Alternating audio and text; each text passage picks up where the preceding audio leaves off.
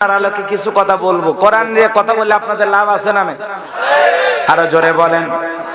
লাভটাকে আমার আল্লাহ জানায়া দিলেন, ওয়াইযা কুরিয়াল কুরআনু ফাসতামিউ লাহু ওয়া আনসিতু লাআল্লাকুম তুরহামুন।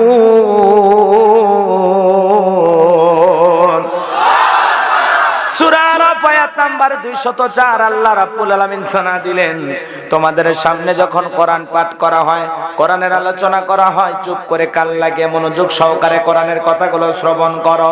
যারা চুপচাপ কুরআনুল কারীমের কথাগুলো শ্রবণ করবে, আমার আল্লাহ রাব্বুল আলামিন জানায়া দিলেন তাদের জন্য আসমান থেকে আল্লাহর রহমত বৃষ্টির মতো নাজিল হবে। বলুন সুবহানাল্লাহ। আল্লাহ রাব্বুল আলামিন আরো জানায়া দিলেন, কোরআন দেওয়াজ করলে কাদের উপকার? ওয়াযাক্কির ফাইন্নায যিকরা তানফাউল মুমিনিন। সূরা জারিয়ার 55 নম্বর আয়াত আল্লাহ রাব্বুল আলামিন জানায়া দিলেন, যারা আমার মুমিন বান্দা তাদের সামনে যদি কোরআন দেওয়াজ করা হয়, কোরআন থেকে উপদেশ দেওয়া হয়, এই কথাগুলো আমার মুমিন বান্দাদের উপকারে আসবে। বলেন সুবহানাল্লাহ। এজন্য ওয়াজ কোরআন থেকে হওয়ার দরকার আছে না নাই? আল্লাহ রাসূল বলেন, মান ক্বালা বিহি সাদাকা, যে কোরআন থেকে কথা বলে সে সত্য কথা বলে। কথা বলেন ঠিক কিনা?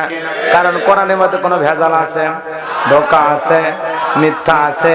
যদি প্রশ্ন করা হয় কোরআনের মধ্যে উত্তর আছে না নাই?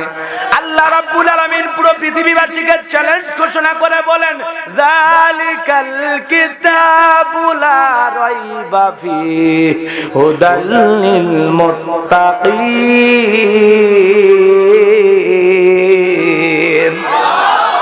আল্লাহ রাব্বুল আলামিন বলেন, এটি এমন একটি কিতাব, যেই কিতাবের মধ্যে কোনো সংশয় নাই, কোনো সন্দেহ নাই, কোনো মিথ্যা নাই, কোনো ধোঁকা নাই। There is no doubt. বলেন আল্লাহু আকবার।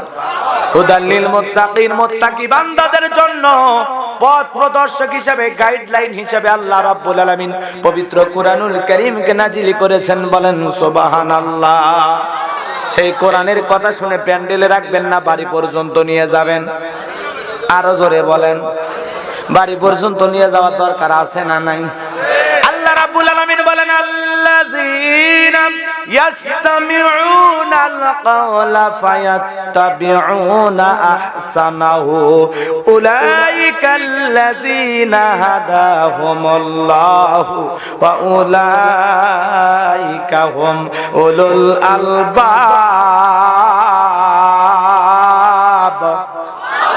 সূরা জুমার আয়াত নাম্বার 18 আল্লাহ রাব্বুল আলামিন জানায় দিলেন, খুব মনোযোগ সহকারে কোরআনের কথাগুলো শ্রবণ করো। এখান থেকে যেটা ভালো কথা, উত্তম কথা, সুন্দর কথা, সেইটা নিজেদের জিন্দেগিতে গ্রহণ করো, মেনে নাও। উলাইকাল্লাযিনা হাদাহুমুল্লাহু, আমি আল্লাহ পাক তোমাদের জন্য হেদায়েতের রাস্তাটাকে সহজ করে দেব। ওয়া উলাইকা হুম উলুল আলবাব, যারা কোরআন থেকে উত্তম কথা, ভালো কথা গ্রহণ করে, মেনে নেয়, আমার আল্লাহ পাক জানায় দিলেন তারাই হলো বুদ্ধিমান। বলেন সুবহানাল্লাহ। তাহলে কোরআন শোনার পরে ভালো ভালো জিনিসগুলো গ্রহণ করার দরকার আছে না নাই? আমলের নিয়ত করার দরকার আছে না নাই? খালি শুনবেন আর শুনবেন তা হবে না, আর আমি হুজুর ওয়াজ করব আমল করব না তা হবে না। সবারই মানা লাগবে, বক্তা শ্রোতা সবাইকে মানা লাগবে। কথা বলেন ঠিক কিনা?